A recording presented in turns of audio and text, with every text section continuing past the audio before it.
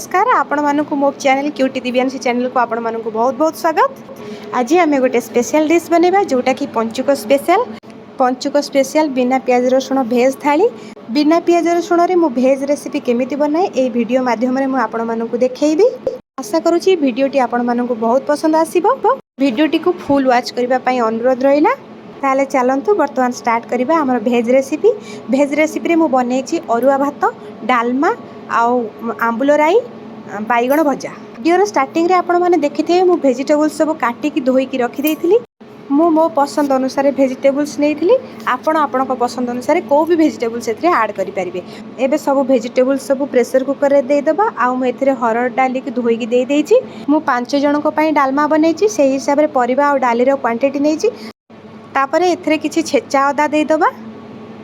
तापरे लूण टिके देइ दबा। एबे हळदी गुंड देइ दबा आउ 2 ग्लास पानी देइ तार ढक्कन बंद करी ताकू 3टा सीटी दबा पई छाडी दबा। देखंतु पाखापाखि 10 मिनिट हे गलानी। गोटे सीटी देइ देलानी। एबे सेकंड सीटी देइ देला। सेपटे डाली हवा भितरे मु एपटे भात पई पानी फुटै देइछि आउ ताधर 2टा तेजपत्र पके देइछि। चाउल को धोई की थोई देइथिली। चाउल को एबे पानी रे देइ दबा। पानी फुटी आसलानी आ बर्तमान ताकू टिके एमिति गोळेइ दबा जेमति कि तळ आडू लागि न जीवो। मु एबे प्रेशर कुकर रे चेक करछि। देखंतु तार गैस रिलीज हे जाइछि। बर्तमान ढक्कन काढी देछि। देखंतु बढ़िया भाबरे सिझी जाइछि आ प्रॉपर्ली सिझिछि।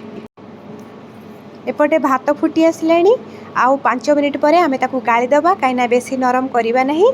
80% भात हे गला परे आमे ताकू गाळी दबा टिके टाण रखी। बर्तमान भात को गोटे छणा रे छाणी देबे। मु तो एमिति छाणी देइछि। छाणी गोटे जगह रे रखी ताकू ढांकी देइथिली। देखंतु भात गुड़िक पूरा गोटा गोटा हेछि पूरा बढ़िया हेछि। ताकू एबे रखी दबा। बर्तमान डालमा पई छुंक प्रस्तुति करिबा। छुंक पई मु 2 चमच घी नेइछि। 2टा तेजपत्र आउ टिके जीरा पके देइछि। आउ किछि भी दबानी बिलाती देई ताकू भलो केने टिके फ्राई कर दबा। टमाटो सब एबे फ्राई हे गलानी। देखंतु केते सुंदर देखा होछि पूरा रेड रेड। बर्तमान सिझा जाइथिबा डालमा सब एथरे देइ दबा आउ ताकू फुटिबा पई 5 मिनिट छाडी दबा। डालमा फुटी आसलानी। एथरे किछि जीरा लंका गुंड देई ताकू गोटे जगह को काढी दबा। बर्तमान आमे आंबुल राई प्रस्तुति करिबा। आंबुल राई पई मु 6-7टी आंबुल को एमिति पानी रे भिजेई करी आधा घंटा आगु रखी देइथिली। आंबुल राई रे सबुठु इंपोर्टेंट होछि नडिया कोरा आउ सोरिष जीरार बेसर आ ताधरे 3टा कंचा लंका देई तार गोटे फाइन पेस्ट बनै दबा। किछि नडिया कोरा रखिबा पछरे गार्निशिंग करिबा पई। बर्तमान गोटे कड़ाई रे तेल गोटे चामच दे टिके जीरा फुटे यही बेसर दे दबा। आउ मन रखिथिबे ए बेसर को बेसी समय कसिबा नै काहीना एथरे सोरिष पड़िछि। सोरिष को बेसी समय कसिले से पिता लागे। एबे एथरे हळदी गुंड दे दबा आउ आगरु भेदेई रखिथिबा आंबुल को दे दबा। आंबुल राई रो टेस्ट बढ़ेबा पई आमे किछि आंब कसी अदा दबा ताकू छेची की बर्तमान रखि दबा। एबे दबानी टिके परे दबा। बर्तमान ये भलो भाबरे फुटी आसलानी। आकु गोटे प्लेट को काढी दबा। एबे आरो गोटे छुंक बनेबा जो छुंक रे कि आंबुल राई रो फ्लेवर टी बहुत बढ़िया हे थाए। एथिरे बिल्कुल भी अधिक तेल दबानी। बहुत ही अल्प क्वांटिटी रो तेल दे ताधरे टिके जीरा आ भुसंग पत्र दे छुंक कर दबा। ताधरे ए आंबुल राई को मिसेई भलो भाबरे गोळेई दबा। आ आगरु छेची की रखितबा आंब कसी अदा को एथिरे देई दबा। स्वाद अनुसार चीनी दबा। मु किंतु बहुत कम चीनी देइछि। आगरु रखितबा नडिया कोरा टिके देई दबा।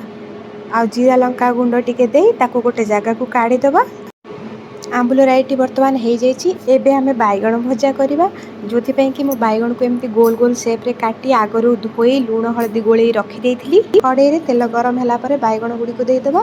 तार टिके कलर चेंज हे आसिलेनी ताकू बर्तमान काढी दबा। ये थिला मोर पंचुकर स्पेशल भेज थाली। आशा करूछि आपण मानकु वीडियोटी बहुत पसंद आसीथिबो।